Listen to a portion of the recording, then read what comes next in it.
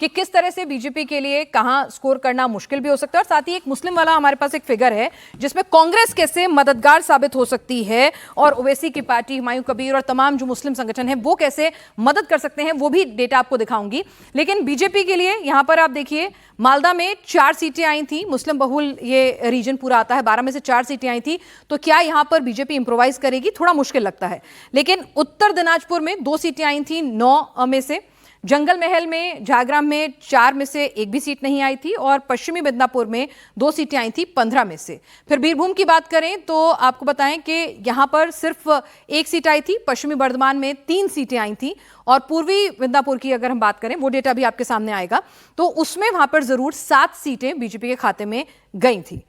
तो यहां पर नंदीग्राम से जिस तरह से ममता दीदी लड़ी थी, उसका भी कुछ एक फैक्टर जो है वो आसपास की सीटों पे प्रभाव होता है। जब मुख्यमंत्री खुद उस रीजन से आके लड़ रही हैं, इतनी क्लोज फाइट है और वहां पर वो कैंपेनिंग कर रही हैं, तो उसका भी इफेक्ट जो है वो ट्रांसफर होता है, और वो अब नंदीग्राम में मौजूद नहीं है। तो क्या इसका भी कुछ खमियाजा टीएमसी को मिलेगा और बीजेपी कुछ फायदा उठा सकती है? ये सवाल भी संजय जी मैं आपके पास रखूंगी, लेकिन एक और सिनेरियो है, क्योंकि दोनों सवाल ग्राफिक्स दिखा दूं, फिर इन दोनों पहलुओं पर चर्चा करेंगे।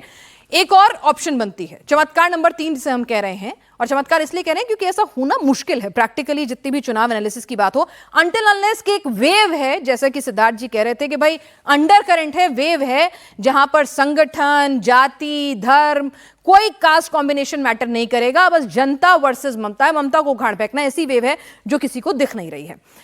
बहरहाल मुर्शिदाबाद, मालदा, दिनाजपुर, टीएमसी, कांग्रेस और एजीयूपी में, यहां पर इन तीनों रीजन्स में अगर हम बात करें, टीएमसी, कांग्रेस और एजीयूपी में बराबर मुस्लिम वोट बढ़ जाएं, तो यहां पर क्या स्थिति होगी? बीजेपी की सीटें जो हैं वो 21 हो जाएंगी, यानी कि जो जीत हार का मार्जिन था, अगर आप उसको ही हटा दें, मतलब उसको तीनों में बांट दें, तो बीजेपी वहां पर ऑटोमेटिकली एक विनर के तौर पर नजर आ जाएगी कि भाई यहां पे एक फ्रेगमेंट है वोटिंग का जो तीनों में।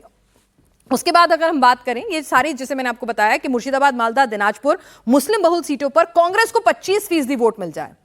25% वोट कांग्रेस के खाते में चला जाए। और आपको बता दूं कि अगर आप 2016-19 अगर इतिहास के पन्नों को खंगालेंगे तो ऐसा हुआ है, जब कांग्रेस का 25 सीटों का प्रदर्शन था, तब भी यही वो रीजन और मुस्लिम वोट बैंक था जिसने कांग्रेस को फायदा पहुंचाया था। तो यहां पर अब